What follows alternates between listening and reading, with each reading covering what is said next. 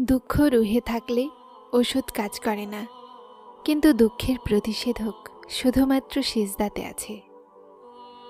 একা মানুষদেরকে কখনো একা ভেবো না, কেননা যারা একা হয় তাদের সবচেয়ে নিকটে আল্লাহ থাকেন। সেই অশ্রু অনেক বেশি মূল্যবান হয়, যা আল্লাহর সামনে ক্ষমা পাওয়ার জন্য গড়িয়ে পড়ে। চোখগুলো কোনো কথার জন্য কাঁদলে এটা তো শুধুমাত্র আমার আল্লাহ জানেন। চিন্তায় আছো? নিশ্চয়ই তুমি নামাজ আর কোরআনকে ছেড়ে দিয়েছ হয়তো। আপনার সাথে জুড়ে থাকি তো হাসি ইয়া আল্লাহ, না হলে এই অন্তরের কাছে কোনো কারণ বাকি ছিল না। কোনো জিনিসই মনকে এভাবে জীবন্ত করে না যেভাবে কোরআন পাক করে। কখনো কখনো আমাদের মন এজন্যও কষ্ট পায় যেন সেটা আল্লাহর সাথে জুড়তে পারে। আমার অনেক ভালো লাগে অনেকক্ষণ ধরে রবের সাথে কথা বলা। আল্লাহ আপনার জীবন অনেক সুন্দরভাবে লিখে দিয়েছেন। আপনাকে ফেলে দেয়ারা নিজেরাই পড়ে যাবে যখন আপনার রব আপনাকে ধরে নেবেন। ভাঙা হৃদয়ের ঠিকানা আল্লাহ ছাড়া আর আছেই কোথায়? শুধু তিনিই আছেন যিনি এটাকে জুড়ে দেন আর এই জখমগুলোর প্রতিষেধক হয়ে যান। উনি আল জব্বার, তিনি প্রতিটা ভাঙা জিনিসকে পুনরায় জুড়তে পারেন। যেটার জুড়ে যাওয়া তোমার নজরে অসম্ভব, তিনি তোমাকে পুনরায় জুড়ে দিবেন যেন তুমি কখনো ভাঙোইনি। কিন্তু নিজেকে গোছানোর জন্য বিশ্বাস অবশ্যই থাকতে হয়। আর যখন বিশ্বাস রাখো তো আল্লাহ তোমাকে এমনভাবে সামলান যে তোমার পড়ে যাওয়ার কখনো ভয় হয় না। যিনি তোমাকে দুশ্চিন্তায় ফেলেন তিনিই তোমাকে এই চিন্তা থেকে মুক্তি দেওয়ার পথও তৈরি করে রাখেন, আর তারপর সেখান থেকে রাস্তা বানান যেখান থেকে তোমার ধারণাও না থাকে। তাই যদি তুমি চাও যে তিনি তোমার দোয়াগুলোর ওপরে রাজি হয়ে যাক, তো প্রথমে তুমি তার ফয়সালাতে রাজি হয়ে যাও আর তার নির্ধারিত সময়ের অপেক্ষা করো। তাহলে এটা ভেবো না যে যা চাচ্ছ সেটা কিভাবে পাবে, কেননা সেটার ফল তোমার আল্লাহ তোমার ভাবনার চেয়ে অনেক আগে করে রেখেছেন। তোমার বিশ্বাস আর তোমার দোয়ায় তোমার পরিস্থিতি বদলায়। আর যখন আল্লাহ তোমাকে তার সামনে সিজদা করার তৌফিক দেন, তো তখন তিনি কবুলিয়তকে তোমার সমস্ত দোয়ার ভাগ্য বানিয়ে দেন। যখন তোমার সব চেষ্টা ব্যর্থ হয়ে যায়, তখন তোমার দোয়াগুলোই তোমাকে সেই জিনিসগুলো পর্যন্ত নিয়ে যায় যেখান পর্যন্ত পৌঁছানোর তুমি কল্পনাও করতে পারো না।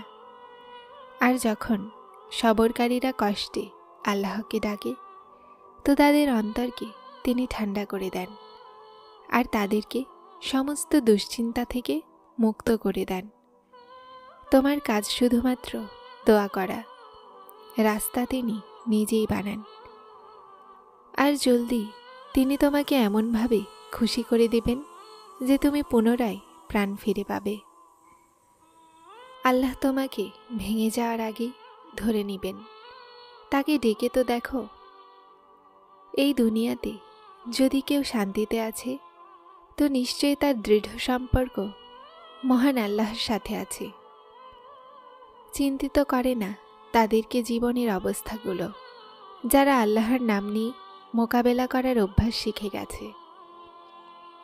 অস্থিরতা থাকে যদি খোঁজার, তো দুনিয়ার সমস্ত রাস্তা আল্লাহর দিকে যায়।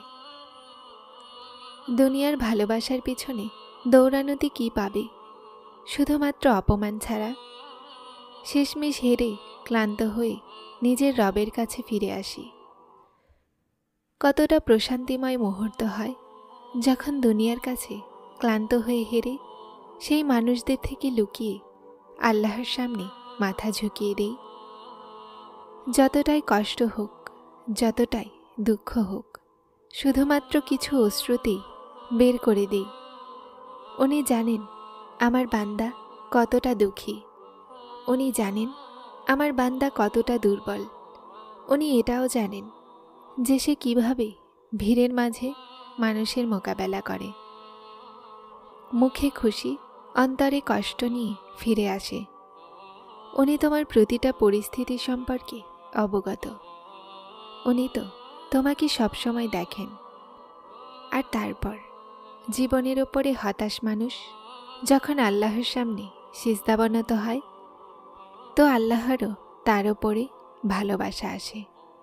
আর তারপর তিনি তার বান্দাদেরকে ধরে নেন, তার অশ্রুগুলোর লাজ রক্ষা করেন, তাকে দান করে দেন, শান্তিতে প্রশান্তিতে, আর সেই সমস্ত নিয়ামতগুলোতে যেটার মানুষ অপেক্ষা করে।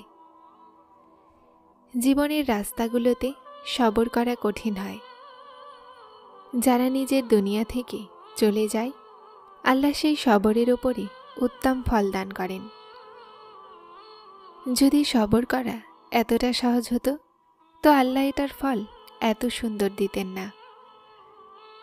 সবর করে নাও বলা সহজ, কিন্তু সবরের ওই রাস্তা দিয়ে অতিক্রম করা খুব কঠিন।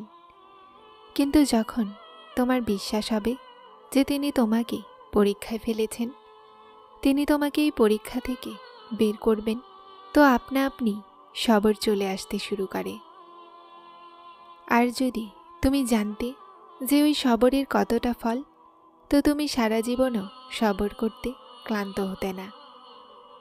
আর আল্লাহ পরীক্ষা তার ওই বান্দাদের থেকেই করেন যাদের ওই পরীক্ষা থেকে উত্তীর্ণ হওয়ার ক্ষমতা দেন। আর যারা সবর করে নেয়, তাদের পরীক্ষা উত্তম থেকে সর্বোত্তম হয়। হোক গুনাহগার অথবা নেকিকারী, সবার রব একজনই। ভাবেন যে আল্লাহ গুনাহগারদের নয়। তুমি কিভাবে জানবে যে ওই গুনাহগার মানুষই হয়তো আল্লাহর পছন্দের? কে জানে ওই রবের কাছে তার সম্মান অনেক। আল্লাহ তো সবার, তিনি আশ্রয়হীনদের আশ্রয়দাতা। মানুষই আছে যারা মাফ করে না। আল্লাহ তো সিজদাকে কখনোই রদ করেন না। তিনি সবসময় তৈরি থাকেন ক্ষমা করার জন্য। এক তুমিই আছো যে ক্ষমা চাও না। তুমি দোয়া করো আর কবুল না হয়, এমনটা কিভাবে হতে পারে? তুমি শান্তি চাও আর তিনি না দেন, এমন কিভাবে হতে পারে? তুমি চাও সেই রবের কাছে যিনি কাফিরদেরও শোনেন, তিনি না দেন, এমন কিভাবে হতে পারে? তুমি সব পেয়ে যাবে আর তোমাকে প্রশান্ত করে দেয়া হবে।